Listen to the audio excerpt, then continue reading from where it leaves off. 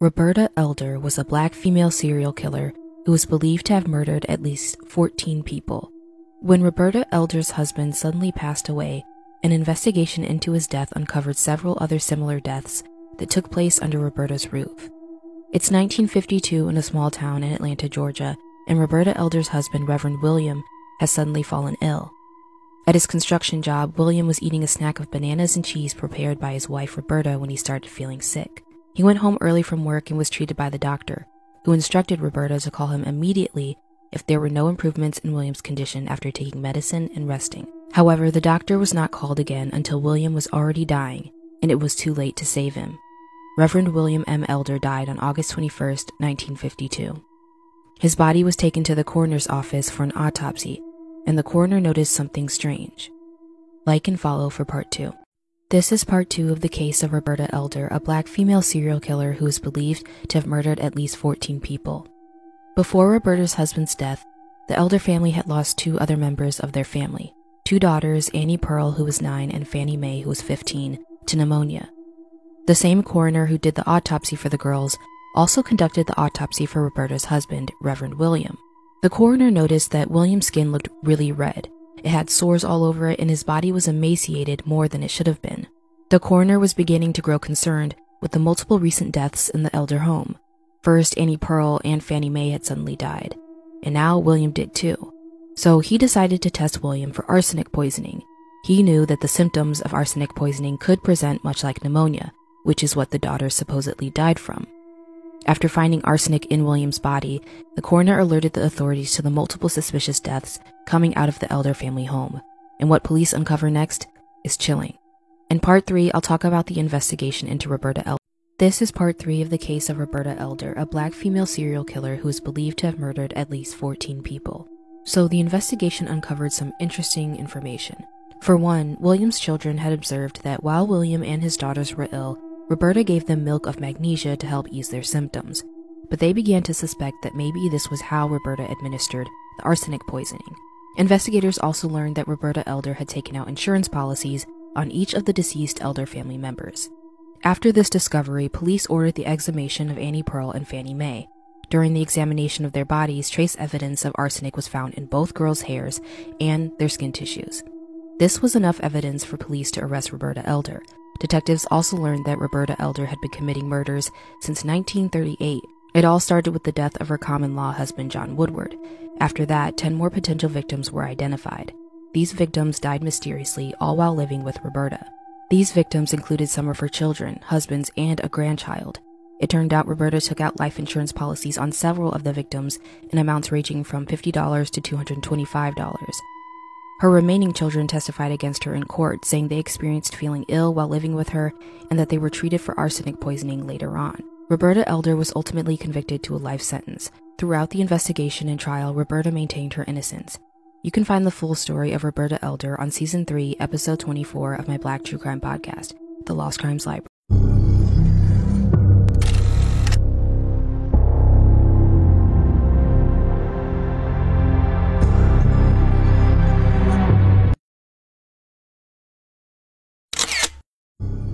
The strange and chilling case of Roberta Elder, dubbed Mrs. Bluebeard by the Pittsburgh Courier on August 29, 1954, is a disturbing tale of systematic and calculated murder for financial gain. Elder, one of Atlanta's most notorious serial killers, committed a series of murders that targeted her own family members, using poison as her weapon of choice. The story of her crimes, particularly the murder of her husband, her children, and others close to her, gripped the public with its morbid details. Roberta Elder's early life remains largely a mystery, with few documented details about her upbringing or family background. Born in the early 1900s, it is believed that Roberta was born in Georgia, though specific details about her birth date and early family life are not well recorded. What is known is that she married multiple times, with her first marriage possibly taking place during her early adulthood. Like many women of her era, Elder was likely expected to manage household duties and take care of children, a role she would later exploit in her nefarious plans.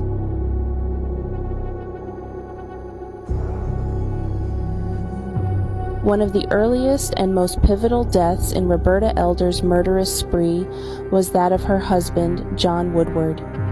He died under suspicious circumstances in 1952, and the investigation into his death would eventually lead to the unraveling of Roberta's web of deceit and murder.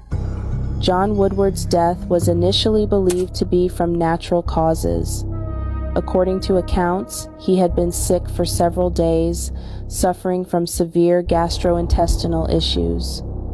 During his illness, Roberta appeared to be a dutiful and caring wife, feeding him bananas and cheese, which seemed like a nurturing gesture. However, this act of caregiving concealed her darker intent.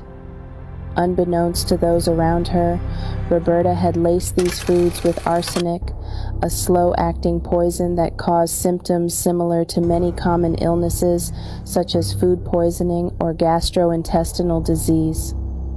Woodward's health rapidly declined, and he eventually died. His death did not raise immediate suspicion because the symptoms he exhibited aligned with common illnesses. At the time, medical knowledge and investigative practices were not advanced enough to detect arsenic poisoning without specific tests, which were rarely conducted unless foul play was strongly suspected.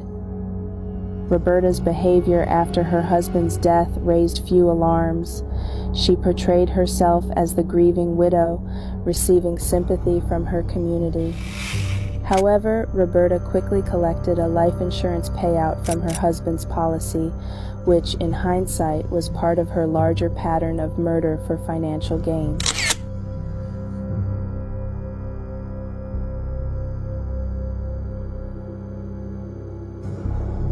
The murders committed by Roberta Elder extended far beyond her husband. Over the years, she systematically killed her own children, stepchildren, and other relatives. One of the most tragic victims was her 4-year-old child, who was also poisoned. The child, like many of her other victims, fell ill and died, with the cause of death attributed to illness at the time. One by one, her family members perished. Investigators later discovered that in each case, Roberta had taken out life insurance policies on her victims shortly before their deaths. Life insurance was common during this era as a means of providing financial security for grieving families. Roberta, however, viewed these policies as a way to enrich herself, using death as a tool for profit. Her other victims included stepchildren and more distant relatives, all of whom she cared for during their final days. Each time she ensured that they were poisoned, often using arsenic, and each time she collected a sizable payout after their death.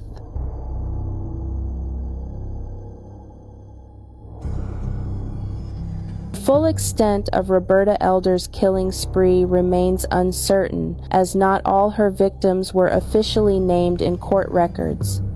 However, based on the investigations, she is believed to have poisoned at least 13 people over the years, targeting her immediate family and relatives to collect life insurance payouts. Here are the names of the known victims attributed to her. John Woodward, her husband, poisoned in 1952. His death initially appeared to be from natural causes, but later arsenic poisoning was discovered. Her 4-year-old child, one of the most tragic victims, this child was poisoned at a young age and died, with the cause of death initially attributed to illness. William Marshall, Roberta's stepson, who died under similar circumstances. His body was later exhumed and arsenic was found. Roxy May Woodward, another family member and potential victim. While her exact relation to Roberta is unclear, she is thought to have died under suspicious circumstances related to poisoning. Carrie Mae Woodward, likely another relative or child of Roberta Elder, who also fell ill and died mysteriously. Frankie Mae Marshall, another possible stepson or relative whom Roberta cared for before his death. Investigators later suspected arsenic poisoning in this case as well. 2 unnamed stepchildren. Roberta had stepchildren from her marriages, and at least 2 of them are believed to have died from arsenic poisoning, though their names have not been widely documented in public records. Other unnamed relatives.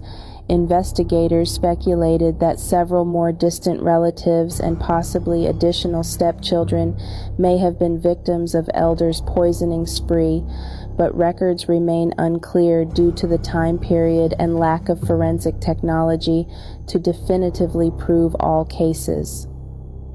While some of the names of her victims remain unknown, investigators believe the death toll could be higher than officially documented. In each case, Roberta took out life insurance policies on her victims shortly before their deaths, collecting the payouts as her primary motive. Use of arsenic allowed her to avoid detection for many years, as the poison mimicked common illnesses and was difficult to trace without specific tests. The chilling pattern of deaths and the potential involvement of her mother in some of the murders further underscore the cold and calculated nature of Roberta Elder's crimes, which left a trail of devastation in her family.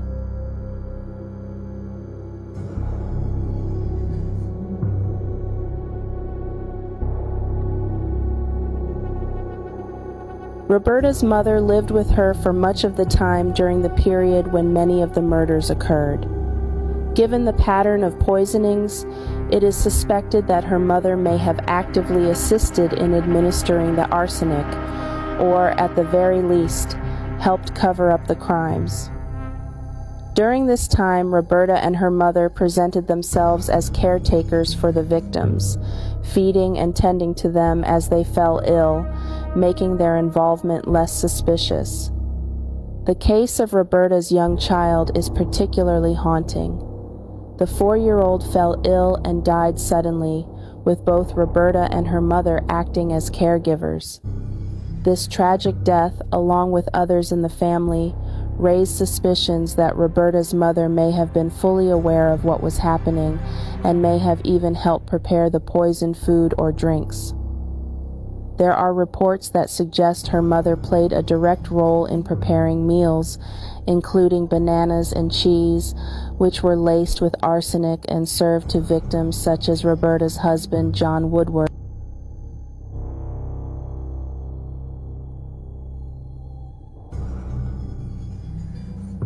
Roberta Elder earned the nickname Mrs. Bluebeard due to the similarities between her actions and the legendary figure of Bluebeard, a character from French folklore. Bluebeard was infamous for murdering his wives, hiding their bodies, and using his charm to lure new victims. Roberta's pattern of marrying, ensuring, and then murdering her husbands and other family members mirrored this grisly tale, earning her the moniker Mrs. Bluebeard.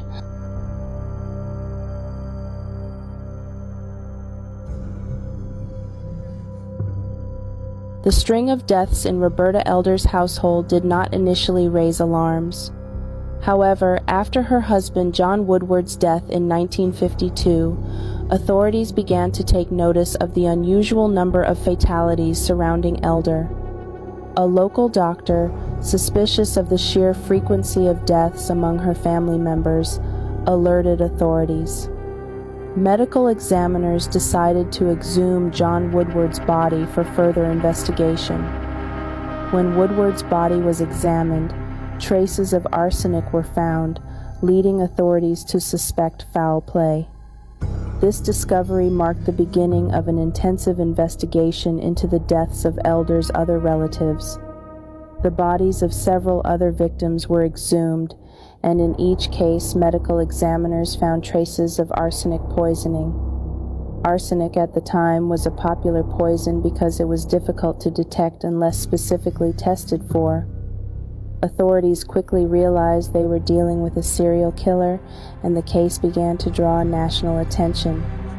The Pittsburgh Courier, among other newspapers, dubbed Roberta Elder Mrs. Bluebeard in reference to the infamous fairy tale character Bluebeard, who killed his wives. Roberta, however, was not just targeting husbands but her own children and extended family, making her case even more gruesome.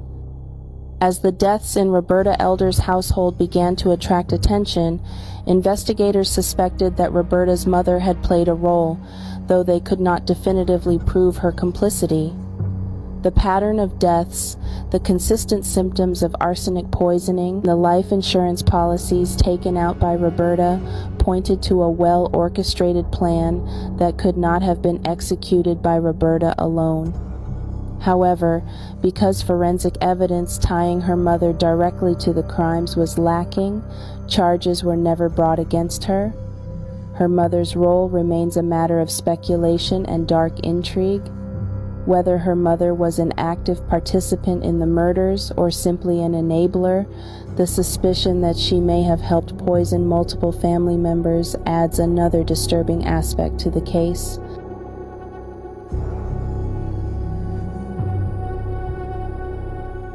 In 1953, Roberta Elder was arrested and charged with multiple counts of murder. The trial that followed became a media sensation, with the public eager to hear every detail of the case. The prosecution built a strong case against her, detailing the methods she used to poison her victims, life insurance policies she took out in their names, and the pattern of deaths that followed her wherever she went. Elder's defense argued that the deaths were coincidental and that there was no solid proof linking her to the poisonings. However, the evidence was overwhelming. The presence of arsenic in the exhumed bodies, coupled with the suspicious life insurance policies, was enough to convince the jury of her guilt. Witnesses during the trial described how Elder had carefully nursed her victims, all the while secretly administering poison in their food and drink. They also detailed how she had quickly collected insurance payouts after each death, leaving little doubt as to her motive. In the end, Roberta Elder was convicted of murder and sentenced to life in prison. The court was unable to convict her for all of the suspected murders, as many of the victims had been buried long before forensic technology could conclusively prove the presence of poison. Nevertheless, the evidence against her was damning, and she was imprisoned for the rest of her life. After her conviction, Roberta Elder was sent to prison, where she would spend the remainder of her days. Her crimes left a lasting scar on the city of Atlanta, and her case continued to fascinate true crime enthusiasts for decades.